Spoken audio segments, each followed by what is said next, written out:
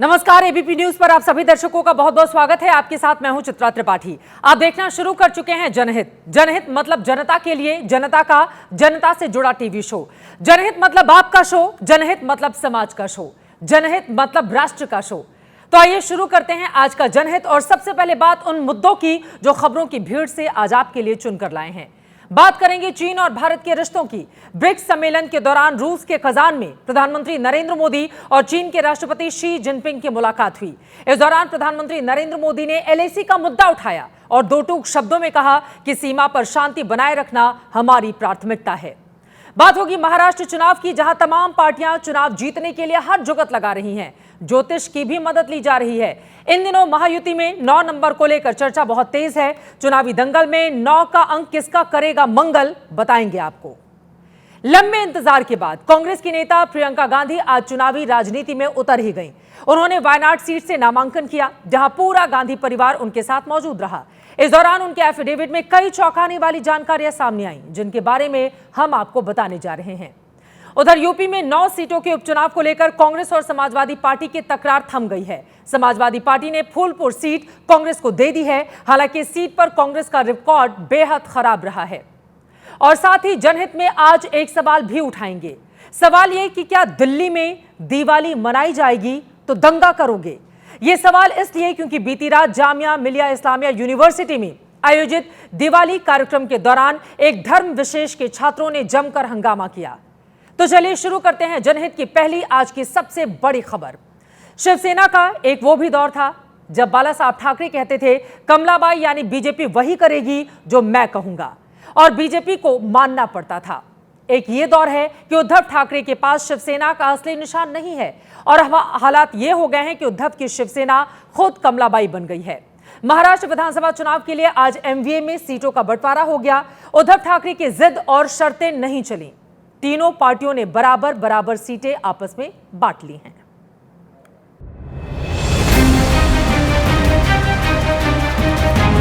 महाराष्ट्र में सीट बंटवारे पर महाविकास अघाड़ी का मास्टर प्लान आखिरकार सामने आ ही गया। अघाड़ी के नेता एक बार फिर एक साथ सामने आए और सीट शेयरिंग का करीब 80% फाइनल फॉर्मूला पेश कर दिया, जिसके मुताबिक महाराष्ट्र की कुल 288 विधानसभा सीटों में से कांग्रेस, शिवसेना, यूबीटी और शरद पवार की एनसीपी तीनों 85-85-85 सीटों पर चुनाव लड़ेंगी।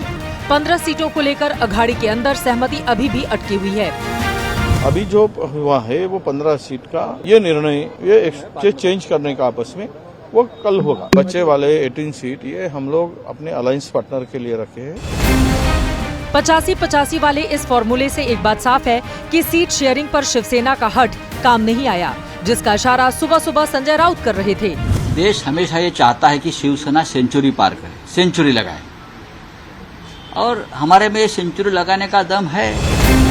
लेकिन सीट बंटवारे के बाद शिवसेना ने बिना देरी किए अपने हिस्से की 85 सीटों में से 65 पर उम्मीदवारों के नाम का ऐलान कर दिया, जिसमें सबसे बड़ा नाम कोपरी पाचपा खाड़ी सीट से सामने आया, जहां उद्धव ठाकरे ने एकनाथ शिंदे के खिलाफ केदार दीघे को मैदान में उतार दिया है। हालांकि सीट बंटवारे को लेकर महाविकास अघाड़ी की गाड़ी ने मंजिल पहुंचने में भले ही थोड़ी देरी कर दी, लेकिन 18 सीटें अन्य दलों के लिए छोड़कर महायुति यानी एनडीए के खिलाफ अपनी तैयारी दुरुस्त रखने की पूरी तैयारी कर ली है।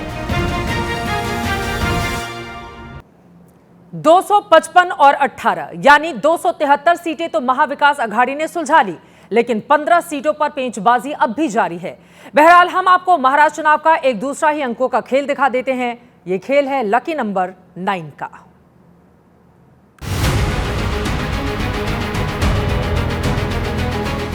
महाराष्ट्र की राजनीति में इन दिनों ये 9 नंबर चर्चा का केंद्र बन गया है, क्योंकि अंक ज्योतिष पर यकीन करने वाले नेताओं को इसी 9 नंबर में सत्ता का शुभ योग नजर आता है। अंक ज्योतिष के मुताबिक राजनीति में शुभ माने जाने वाले 9 नंबर का असर सबसे ज्यादा सत्ता पक्ष के टिकट बंटवारे में देखने को मिल रहा है। 9 नंबर मार्स को रिप्रेजेंट करता है न्यूमरोलॉजी में, जो रेड हॉट फायरी प्लैनेट है मंगल, और मंगल एनर्जेटिक प्लैनेट है। बीजेपी और शिवसेना की पहली लिस्ट पर गौर करें तो उनमें 9 नंबर का प्रभाव साफ साफ नजर आता है। बीजेपी की पहली लिस्ट में 99 नाम हैं, जिनका कुल जोड़ 9 होता है, जबकि शिंदे की पहले 45 उम्मीदवारों की संख्या को जोड़ने पर भी 9 नंबर ही आता है। सिर्फ शिवसेना और बीजेपी ही नहीं बल्कि राज ठाकरे की मनसे ने भी अपनी पहली लिस्ट में 45 नामों का ही ऐलान किया है और इसका कुल योग भी 9 ही है। कहते हैं कि मनसे अध्यक्ष राज ठाकरे के लिए 9 ये अंक बेहद महत्वपूर्ण है। तभी तो राज ठाकरे की तमाम गाड़ियों से लेकर उनकी पार्टी के स्थापना की तारीख में भी 9 की छाप दिखाई देती है। यही वजह है कि इस बार होने वाले विधानसभा चुनावों की पहली सूची में भी केवल 45 उम्मीदवारों के नाम सामने आए हैं।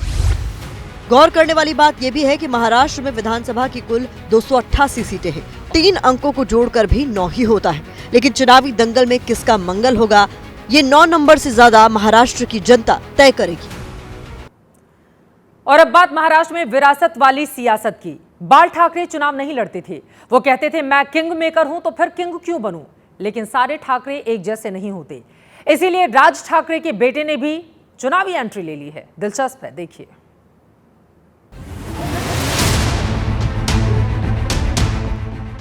महाराष्ट्र के चुनावी दंगल में इस बार ठाकरे परिवार के एक और सदस्य ने ताल ठोक दी है, जिनका नाम है अमित ठाकरे।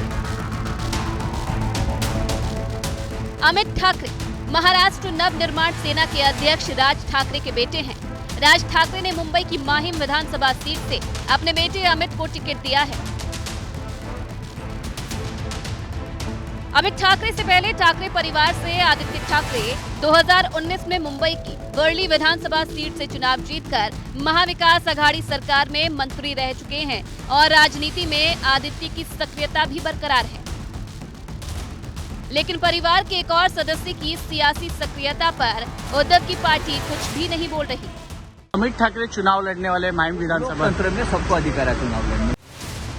माहिम सीट पर 15 साल पहले मनसे जीत दर्ज कर चुकी है, लेकिन अमित ठाकरे के लिए माहिम की चुनावी लड़ाई आसान नहीं होने वाली। क्यों माहिम से एकनाथ शिंदे ने मौजूदा विधायक सदा सरवणकर को चौथी बार मैदान में उतारा है। ब्रांड का अहमियत नहीं, जो लोगों के लिए खड़ा रह सकता है। 365 डेज पूरे साल में हम लोग काम करते हैं और ऑलरेडी हमारा काम चल रहा है। विधायक कोई सिर्फ एक दिन बैठेगा वैसे नहीं होता है, लोगों का डे टू डे उनकी नीड्स रहती है।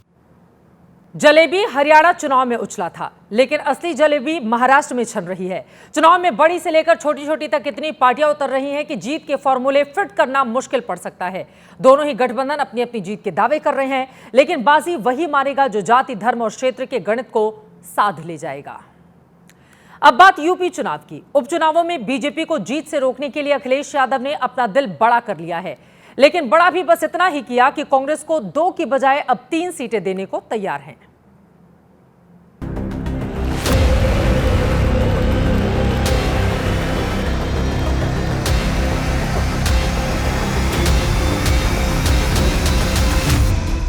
लंबी खींचतान के बाद 2 लड़कों के बीच ऑल इज वेल वाला सीन बन गया। उत्तर प्रदेश के उपचुनाव में योगी मैजिक को टक्कर देने के लिए अखिलेश यादव और राहुल गांधी ने साथ रहना बेहतर समझा। हालांकि हरियाणा में तकरार और कांग्रेस की हार के बाद दोस्ती में दरार दिख रही थी, लेकिन यूपी के दंगल में फिलहाल सब मंगल है।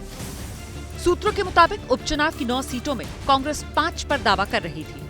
वहीं समाजवादी पार्टी ने गाजियाबाद और खैर की सीट कांग्रेस को ऑफर की, लेकिन कांग्रेस और सीटों की मांग पर अड़ गई, तो अखिलेश ने फूलपुर सीट भी कांग्रेस को दे दी। समाजवादी पार्टी ने साफ कर दिया कि ये फाइनल डील है और कांग्रेस को इससे ज्यादा सीटें नहीं दे सकते। लोकसभा चुनाव में मिली बढ़त को अखिलेश यादव गंवाना नहीं चाहते हैं। कुछ ऐसी ही सोच राहुल गांधी भी रखते हैं।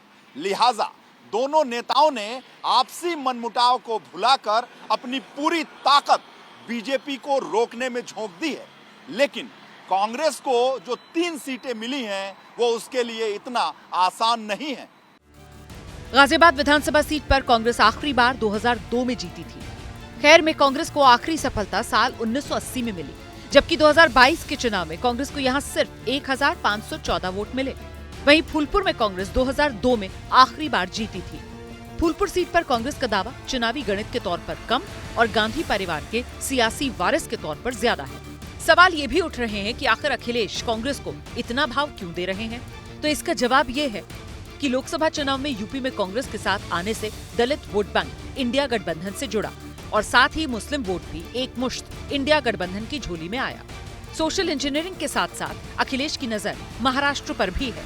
ताकि यूपी का हिसाब कांग्रेस महाराष्ट्र में सीट देकर यूपी वाले एहसान का बदला चुकाए। यही वजह है कि हरियाणा में भाव न मिलने के बाद भी अखिलेश कांग्रेस को साथ लेकर चलना चाहते हैं। हालांकि फूलपुर से एसपी ने पहले ही मोहम्मद मुस्तबा सिद्दीकी के नाम का ऐलान कर दिया था।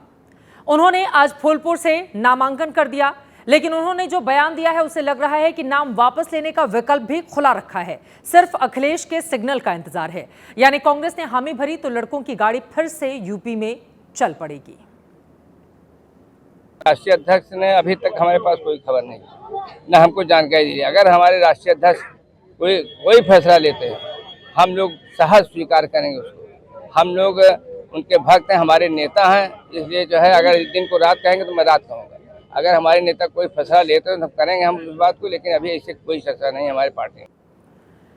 समाजवादी पार्टी कांग्रेस को खूब तवज्जो दे रही है, तो इसके पीछे अखिलेश यादव की एक बड़ी सियासी ख्वाहिश है। लोकसभा चुनाव के बाद सीटों की संख्या के लिहाज से समाजवादी पार्टी तीसरी सबसे बड़ी पार्टी बन गई है, लेकिन वो अब भी क्षेत्रीय पार्टी ही है और यही टीस अखिलेश यादव के दिल में है। वो अपनी पार्टी को राष्ट्रीय पार्टी का दर्जा दिलवाना चाहते हैं, जिसके लिए उनकी पार्टी को कई शर्तें पूरी करनी होंगी, जिसके बारे में आपको बता देते हैं। पहली शर्त यह है कि पार्टी के उम्मीदवारों को किसी चुनाव में 4 या उससे ज्यादा राज्यों में 6% से ज्यादा वोट मिले हों और कम से कम 4 लोकसभा सीटें हों। दूसरी शर्त यह है कि पार्टी लोकसभा चुनाव में कम से कम 2% यानी 11 जीती हों और कम से कम 3 राज्यों में 1 लोकसभा सदस्य हों। तीसरी शर्त यह है कि पार्टी को कम से कम 4 राज्यों में रीजनल पार्टी की मान्यता मिली हुई हो। इसीलिए अखिलेश यादव पहले जम्मू कश्मीर में चुनाव लड़े और अब महाराष्ट्र में चुनाव लड़ने की पूरी तैयारी कर चुके हैं। राष्ट्रीय पार्टी बनने से पूरे देश में पार्टी को एक ही चुनाव चिन्ह मिलता है। साथ ही स्टार प्रचारकों पर होने वाले खर्च में भी काफी ज्यादा रियायत मिलती है। असल में कांग्रेस ने देश पर एक लंबे समय तक एक छत्र राज किया है, इसीलिए गठबंधन धर्म समझ पाने में कई बार वो कंफ्यूज दिखती है। कांग्रेस अतीत की सुनहरी यादों से निकल नहीं पाती। उसके लिए यथार्थ समझना कठिन होता है कि कई राज्यों में भी वो क्षेत्रीय पार्टियों के भरोसे है और उनका पल्लू पकड़कर ही उसकी नैया पार लग सकती है। एक तरफ अखिलेश यादव चुनावी बिसात बिछा रहे हैं, तो वहीं दूसरी ओर समाजवादी पार्टी के कार्यकर्ताओं का जोश हाई है। अखिलेश के जन्मदिन के मौके पर उत्साहित कार्यकर्ताओं ने लखनऊ में जगह जगह उनके पोस्टर लगवाए। एक पोस्टर में तो कार्यकर्ताओं ने अखिलेश को 27 का सत्ताधीश तक बता दिया। जवाब में बीजेपी ने इसे शेख चिल्ली का सपना करार दिया है।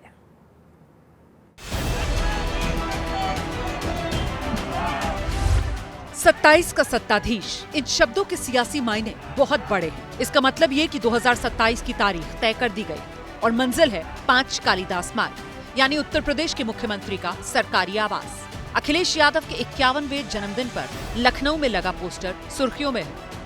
ये कहीं ना कहीं एक जो बधाई देने का जो तरीका है, या एक जो आज स्लोगन के साथ 27 का सत्ताधीश के स्लोगन के साथ जो ये बधाई दी गई है, ये कहीं ना कहीं राजनीतिक गलियारों में काफी चर्चा का विषय बनी हुई है।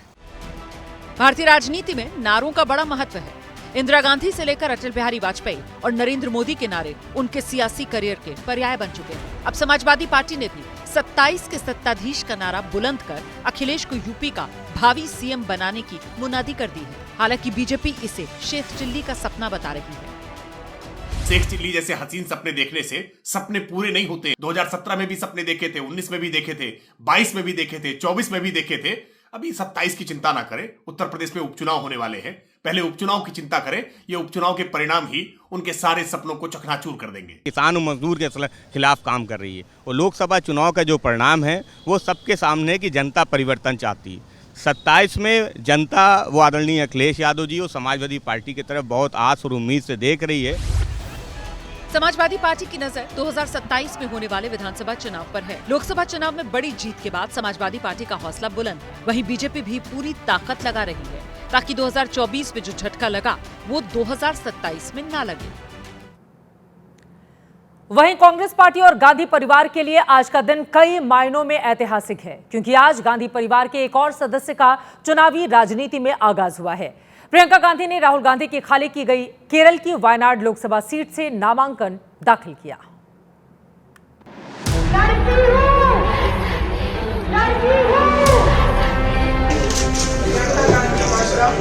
लड़की हूँ, लड़ सकती हूँ का नारा बुलंद करने वाली प्रियंका गांधी अब खुद चुनावी लड़ाई में कूद पड़ी है। प्रियंका गांधी ने केरल की वायनाड सीट से अपना पर्चा भरा और चुनावी राजनीति का आगाज कर दिया। प्रियंका गांधी के नामांकन के लिए पूरा गांधी परिवार वायनाड पहुंचा। मां सोनिया गांधी, भाई राहुल, पति रॉबर्ट वाड्रा और बेटे रेहान वाड्रा की मौजूदगी में प्रियंका को नई हिम्मत मिली। पर्चा दाखिल करते वक्त कांग्रेस अध्यक्ष मल्लिकार्जुन खड़गे भी मौजूद रहे। One comment on Priyanka ji.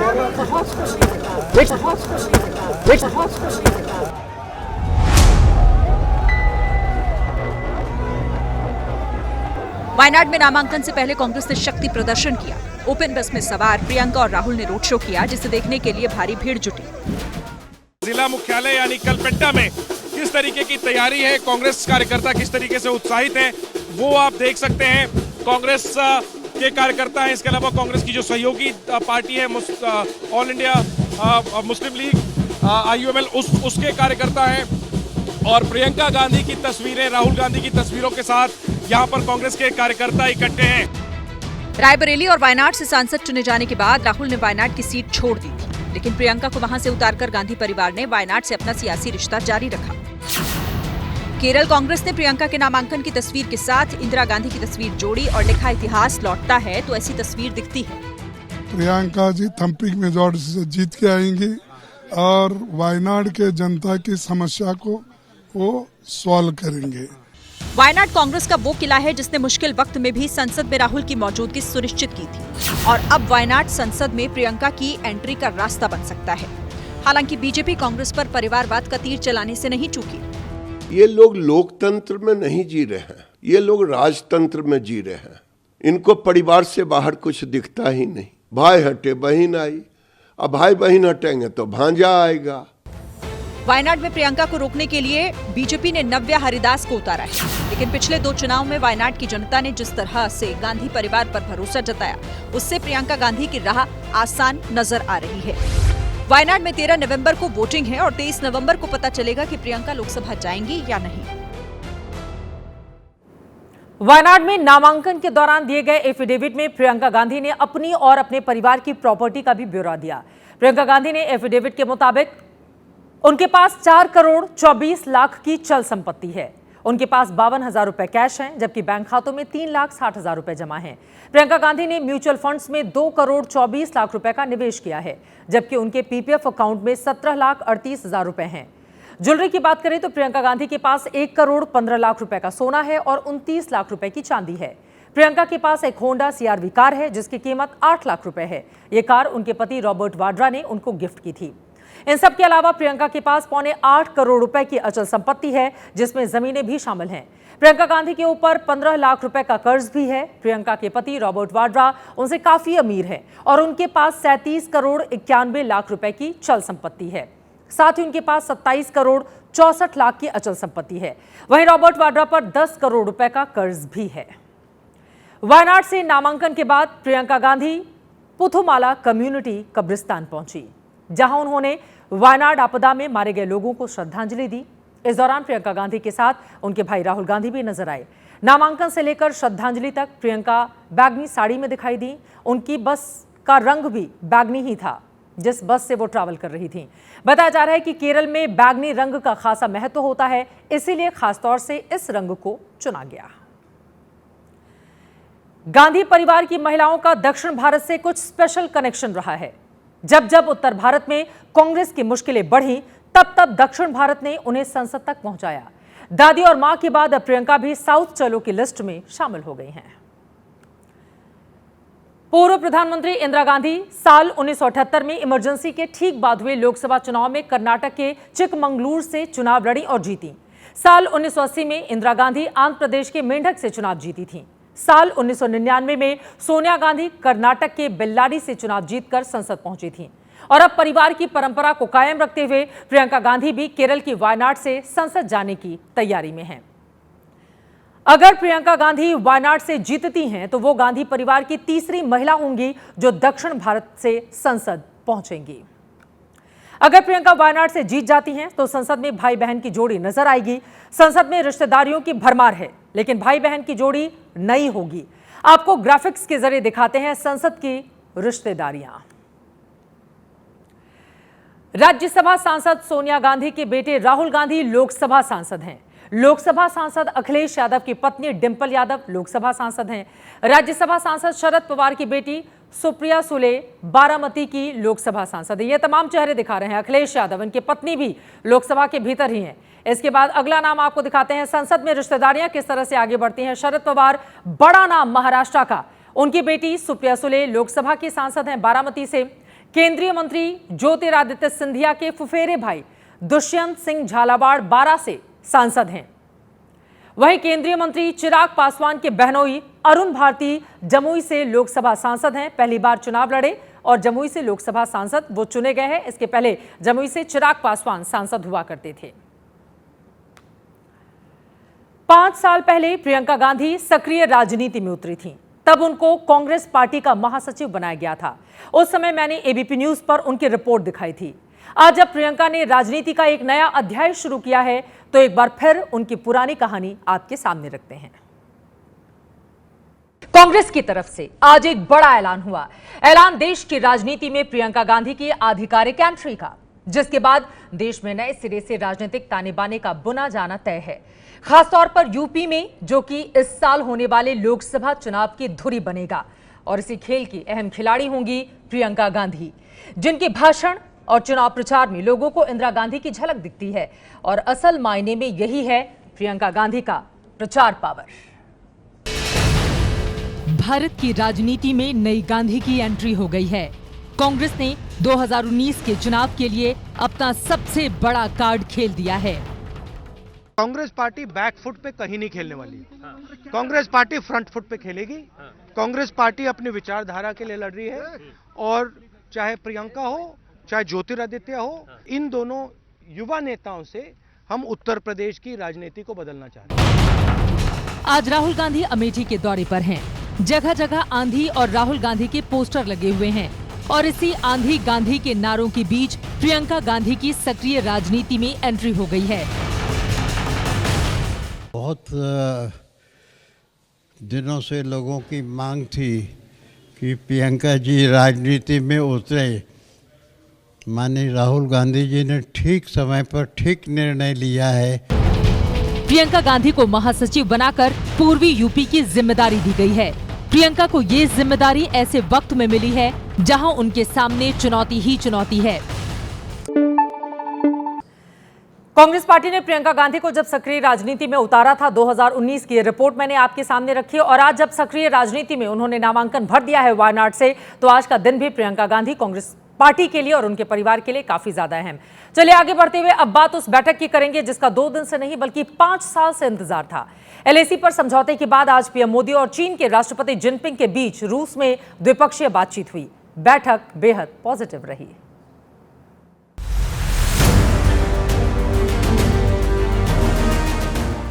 Kazan में ब्रिक्स समिट के बाद प्रधानमंत्री मोदी और चीनी राष्ट्रपति जिनपिंग मिले तो दोनों की गर्मजोशी 5 साल पहले हुई 1-to-1 मुलाकात जैसी ही दिखी। इसके बाद 1 घंटे द्विपक्षीय बातचीत हुई। राष्ट्रपति जिनपिंग ने कहा, हम 5 साल बाद औपचारिक रूप से मिल रहे हैं। हमारी बैठक पर पूरी दुनिया की निगाहें हैं। जिनपिंग की तरह ही पीएम मोदी ने भी एलएसी पर समझौते का स्वागत किया और कहा, भारत और चीन के अच्छे संबंध वैश्विक शांति और प्रगति के लिए भी जरूरी हैं।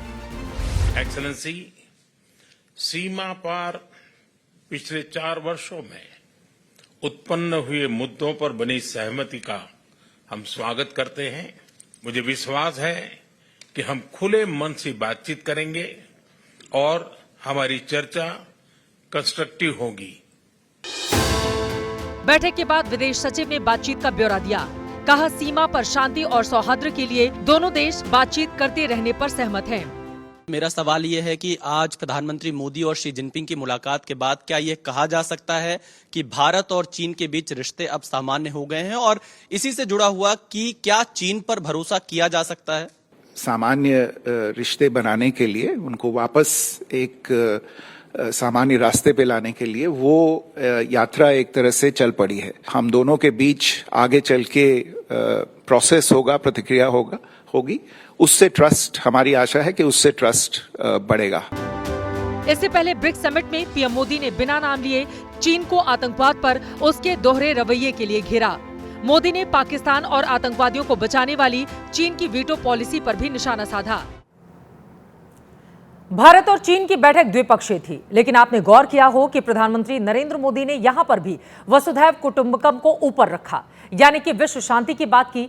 भारत और चीन मिलकर दुनिया की 38% आबादी हैं। इन दो देशों की शांति बिगड़ने का मतलब होता है पूरी दुनिया का डिस्टर्ब हो जाना। प्रधानमंत्री ने यही समझाने की कोशिश की है। और अब जनहित में एक महत्वपूर्ण सवाल यह कि क्या भारत में दिवाली मनाना गुनाह है? क्या बहुसंख्यक हिंदू शांति से अपना त्योहार नहीं मना सकते? ये सवाल इसलिए क्योंकि कल रात दिल्ली में दिवाली के कार्यक्रम में एक धर्म विशेष के लोगों ने बवाल कर दिया। जामिया मिलिया यूनिवर्सिटी में कुछ छात्रों ने दिवाली का कार्यक्रम रखा, लेकिन यह कार्यक्रम जामिया के कुछ छात्रों को नागवार गुजरा और वो वहां पहुंचकर हंगामा करने लगे। देखते ही देखते वहां पर दंगे जैसे हालात बन गए। इस दौरान धर्म विशेष के लोगों ने नारेबाजी भी की, वहां लगाए गए दियों और रंगोली को भी नुकसान पहुंचाया।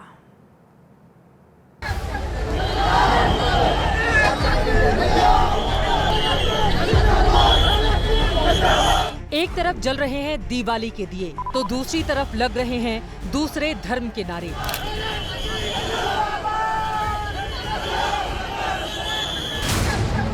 असहज करने वाली ये तस्वीर देश की टॉप यूनिवर्सिटीज में से एक जामिया मिलिया इस्लामिया यूनिवर्सिटी से आई है। कल रात इस यूनिवर्सिटी में दीपोत्सव के दौरान छात्रों के दो गुटों में विवाद हो गया। विवाद के बाद आज एक बार फिर सैकड़ों छात्र दीपोत्सव मनाने के लिए जमा हुए। आज की कहानी से ज्यादा जरूरी कल की कहानी है। छात्रों के भी अलग अलग मत हैं। कुछ ने कहा दियों को लात मारी गई, किसी ने कहा पटाखे फोड़ने से विवाद हुआ। कुछ मॉब यहाँ पे आके इकट्ठा होती है, उसके बाद नारे लगाए जाते हैं और उसके बाद जो दिए थे उन पे लात मारा तोड़ा जाता है और दियों को जो रंगोली है उन पे पैर मारा जाता है। उसके साथ साथ मैन हैंडलिंग की जाती है। वहाँ पे जो लगा रहे थे उसी बीच में वो जो पटाखे सब फोड़ने के बाद थोड़ी सी हरकंप इधर उधर चीजें अनरेस्ट स्टार्ट हुई और वहाँ से फिर स्लोगन चालू हुआ। इस बीच कुछ छात्र ऐसे भी थे जिन्होंने बाहरी छात्रों पर माहौल बिगाड़ने का आरोप लगाया। ऐसी बड़ी ABVP और RSS का लोग यहाँ आया, ये एडमिनिस्ट्रेशन उन लोगों का कैसे परमिशन दे दिया। इधर छात्रों की विवाद में सफाई कर्मी भी पिस गए। पिछले 6 सालों से वाल्मीकि जयंती मना रहे कर्मचारी विरोध के बीच कैंपस के अंदर मूर्ति नहीं ले जा पाए। छात्रों के बीच हुए इस हिंदू मुसलमान ने देश की एक बड़ी यूनिवर्सिटी का माहौल खराब कर दिया। सोचने वाली बात यह भी है कि क्या अब दिल्ली के अंदर भी सोच समझकर त्योहार मनाना होगा? क्या अब दिल्ली के अंदर भी सोच समझकर पूछताछ करके त्योहार मनाना होगा? और अब बात बिहार की, जहां पर केंद्रीय मंत्री गिरिराज सिंह की हिंदू स्वाभिमान यात्रा तो खत्म हो गई, लेकिन जो सियासी माहौल बनना था वो पूरा बन चुका है। देखिए यात्रा को लेकर आज आरजेडी और बीजेपी ने कैसे दो मजहबी पाले बना लिए हैं।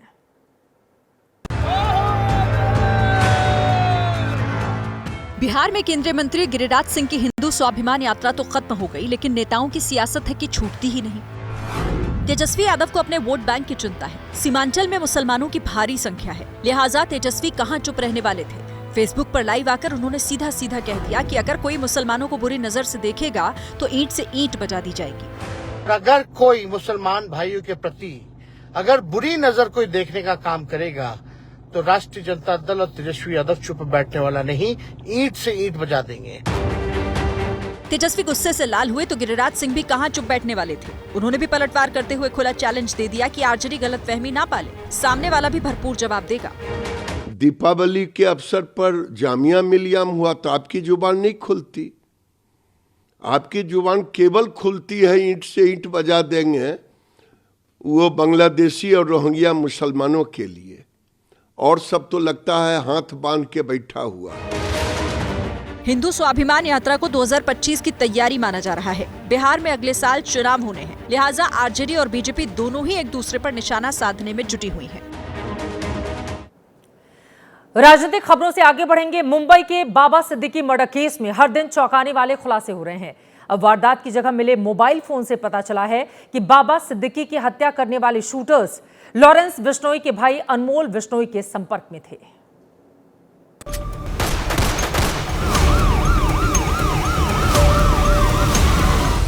बाबा सिद्दीकी मर्डर केस में पहले बड़े बिश्नोई का नाम सामने आया और अब इस केस में छोटे बिश्नोई का नाम भी जुड़ गया है। छोटा बिश्नोई यानी लॉरेंस का भाई अनमोल। बाबा सिद्दीकी मर्डर केस की जांच में पुलिस को अनमोल बिश्नोई से जुड़े अहम सुराग मिले हैं।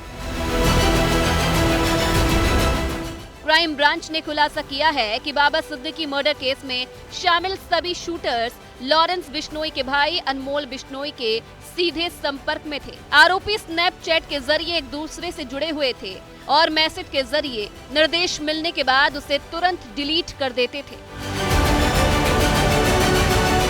मुंबई क्राइम ब्रांच ने जब गिरफ्तार आरोपियों के स्नैपचैट को बारीकी से खंगाला तब खुलासा हुआ कि शूटर्स और प्रवीण लोनकर सीधे सीधे अनमोल बिश्नोई के संपर्क में थे।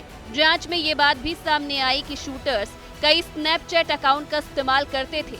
इन्हीं में से कुछ अकाउंट्स का इस्तेमाल अनमोल बिश्नोई भी कर रहा था। सूत्रों का कहना है कि अनमोल ने शूटर्स को बाबा सिद्दीकी की हत्या का ऑर्डर दिया था। ये जानकारी सामने आने के बाद पुलिस सूत्रों का कहना है कि इस मर्डर के पीछे लॉरेंस बिश्नोई गैंग का ही हाथ है। हालांकि अब तक हत्या की वजह का खुलासा नहीं हो पाया है। लॉरेंस का भाई अनमोल वांटेड अपराधी है। जानकारी के मुताबिक अनमोल पर 18 मामले दर्ज है। अनमोल जाली पासपोर्ट पर भारत से भागा हुआ है। उसे केन्या और कनाडा में देखे जाने की खबर है। इससे पहले सिद्धू मूसेवाला की हत्या में भी अनमोल बिश्नोई का नाम सामने आया था।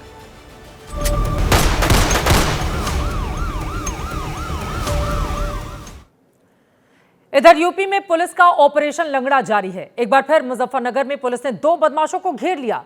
जवाबी फायरिंग में दोनों की टांग में गोली लगी। गोली लगते ही दोनों की अकल ठिकाने आ गई और दोनों माफी मांगने लगे। पहली बार आया था मुजफ्फरनगर, दिल्ली के लिए तो घटना नहीं करोगे, दिल्ली के कान पकड़ता हूँ सर। चलो ठीक है, आगे से एनकाउंटर। दोबारा कोई ऐसा गलती नहीं करेंगे जिससे किसी को आपत्ति हो, नुकसानदायक कोई चीज है, कभी नहीं करेंगे ऐसा काम। एनकाउंटर।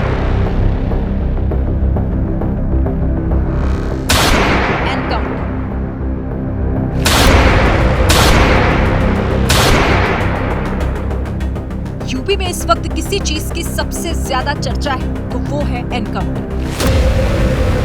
पुलिस की गोली लगने के बाद कई दुर्दांत अपराधी परलोक सिधार गए। जो जिंदा बच गए वो पुलिस से माफी मांगते फिर रहे हैं। पहली बार आया था मुजफ्फरनगर, दिल्ली के लिए तो घटना नहीं करोगे, दिल्ली के कान पकड़ता हूँ सर। चलो ठीक है, आगे से। इस बदमाश का एनकाउंटर मुजफ्फरनगर में हुआ। गोली लगने के बाद इसके पैर पर रुमाल बांधा गया। फिर पुलिस वाले इसका हाल जानने पहुंचे। टकटकी निगाहों से देख रहा बदमाश अपने पैरों पर चलने लायक नहीं था। बाद में पुलिस वालों के सपोर्ट से ही वो ऊपर उठा और फिर गिड़गिड़ाते हुए माफी मांगना शुरू कर दिया। दिल्ली के लिए तो घटना नहीं करोगे, दिल्ली के कान पकड़ता हूँ। मुजफ्फरनगर में जिन बदमाशों का एनकाउंटर हुआ उन्होंने कुछ दिनों पहले ही एक महिला से चेन स्नैचिंग की थी। अब इनका सुख चैन छीन लिया गया है। इधर राजधानी दिल्ली में प्रदूषण मामले पर आज देश की सबसे बड़ी अदालत में सुनवाई हुई। पराली के मुद्दे पर सुप्रीम कोर्ट ने पंजाब और हरियाणा को लताड़ लगाई है। सुप्रीम कोर्ट को आज बढ़ते प्रदूषण पर यह तक कहना पड़ गया कि साफ हवा में सांस लेना लोगों का हक है और लोगों से यह हक छीनने वालों के खिलाफ एक्शन जरूरी है।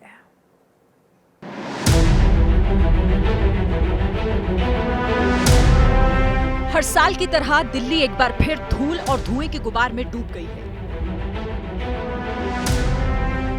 सरकार के तमाम दावों के बावजूद न दिल्ली की हवा बदली, न प्रदूषण नियंत्रण का जिम्मा लिए बैठी एजेंसीज का रवैया। तो दिल्ली के मौजूदा हालात पर सुप्रीम कोर्ट ने 2 टूक कह दिया। साफ हवा लोगों का मौलिक अधिकार है और इसे छीनने वालों पर कार्रवाई हो। सुनवाई के दौरान पंजाब और हरियाणा के मुख्य सचिव भी मौजूद थे। पंजाब की ओर से पेश वकील अभिषेक मनु सिंघवी ने बताया कि पराली जलाने पर रोक के लिए 9000 नियुक्तियां की गई, जिस पर कोर्ट ने फटकारते हुए पूछा कि 9000 लोग सिर्फ 9 मामले ही ढूंढ पाए। सुप्रीम कोर्ट ने पराली संकट पर यह कहकर पंजाब और हरियाणा के अफसरों को और शर्मिंदा कर दिया कि इसरो सैटेलाइट से रिपोर्ट देता है, लेकिन पंजाब हरियाणा के अफसर उसे भी झुठला देते हैं। लेकिन कोर्ट की तमाम फटकार के बावजूद साफ सांसों के लिए मुहाल होती दिल्ली के संकट पर राजनीति खत्म होने का नाम नहीं ले रही है। दिल्ली वालों को पता होना चाहिए कि चाहे यमुना का प्रदूषण हो, चाहे दिल्ली की हवा का प्रदूषण हो, इसके पीछे एक ही कारण है और वो है भारतीय जनता पार्टी की गंदी राजनीति। सेंटर को दोष नहीं सकते, जो काम करने हैं वो स्टेट्स को करना है, परंतु जो मूल काम करने वाला उसकी बात नहीं करते। हम बारिश कर रहे हैं परंतु जो मूल काम करने वाला वो करते नहीं। वो है दिल्ली के अंदर आज ट्रांसपोर्ट व्यवस्था चरमरा, व्हीकल एमिशन एक बड़ा कारण है दिल्ली के पोल्यूशन के अंदर। और अब जनहित में सावधान करने वाली खबर। बाजार में नकली सामानों की हमेशा भरमार रहती है। ऐसे लोगों से और सतर्क रहें जो नकली दवा यानी कि मौत का सामान बेच रहे हैं। आगरा और जयपुर में ऐसे ही गिरोह का पर्दाफाश हुआ है।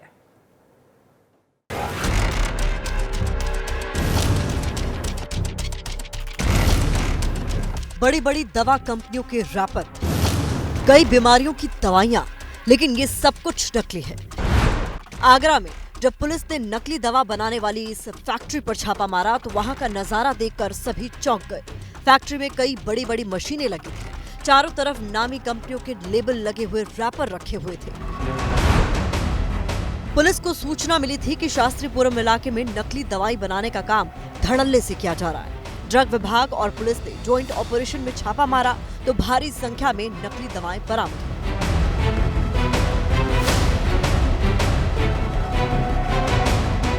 मौके पर नकली दवाओं के साथ साथ रॉ मटेरियल और कई मशीनें बरामद हुई हैं जिससे नकली दवाओं को बनाया जा रहा था। हैरानी की बात तो यह है कि नकली दवाओं का पूरा खेल विजय गोयल नाम का शख्स चला रहा था, जो पहले भी इसी केस में जेल जा चुका है और जेल से छूटने के बाद फिर से वही गोरख धंधा उसने शुरू कर दिया। नकली नशीली दवा फैक्ट्री का भंडाफोड़ किया है। इन सभी अभियुक्तों के विरुद्ध NDPS, cosmetics and drugs act और भारतीय न्याय संहिता की सुसंगत धाराओं में अभियोग पंजीकृत करके इनके विरुद्ध इन्वोक किया गया है। वहीं जयपुर में छापेमारी के दौरान करीब 7,500 किलोग्राम नकली सरसों बरामद किया गया। खाद्य विभाग की टीम ने जब सरसों को हाथ में लिया तो ये मिट्टी की तरह हो गई। इसके अलावा नकली होने के संदेह में 1,000 किलोग्राम से ज्यादा घी भी जब्त कर लिया गया। दाना तूफान के खतरे से निपटने के लिए ओडिशा सरकार ने पूरी तैयारी कर ली है। एनडीआरएफ तैनात कर दी गई है। 6,000 से ज्यादा राहत कैंप बना दिए गए हैं। दर्जन भर से अधिक ट्रेनों के रूट बदले गए हैं और कुछ को कैंसिल किया गया है। वहीं पश्चिम बंगाल में तूफान की आशंका देखते हुए कल शाम 6 बजे से 25 अक्टूबर की सुबह 9 बजे तक उड़ानें स्थगित रहेंगी।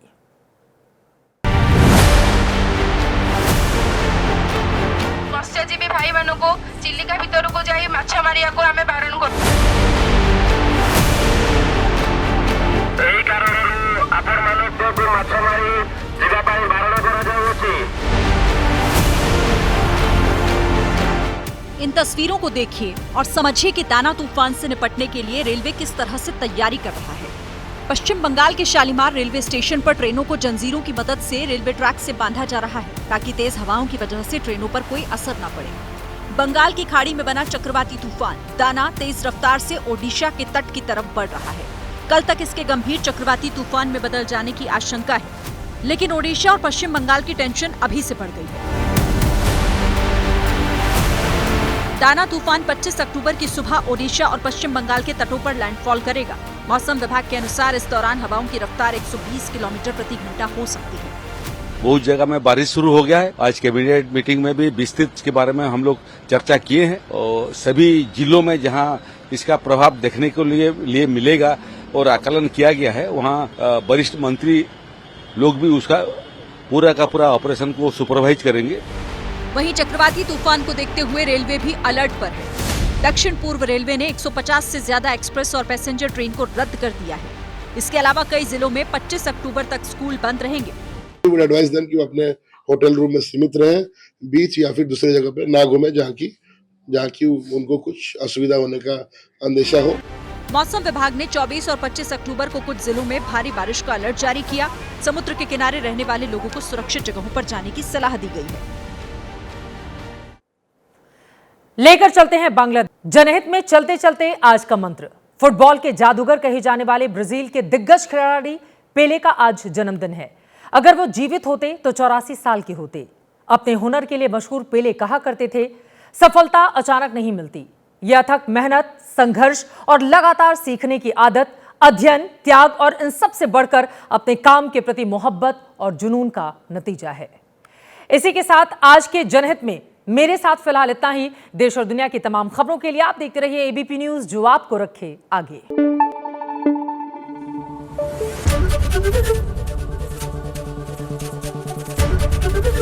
एबीपी न्यूज आपको रखे आगे।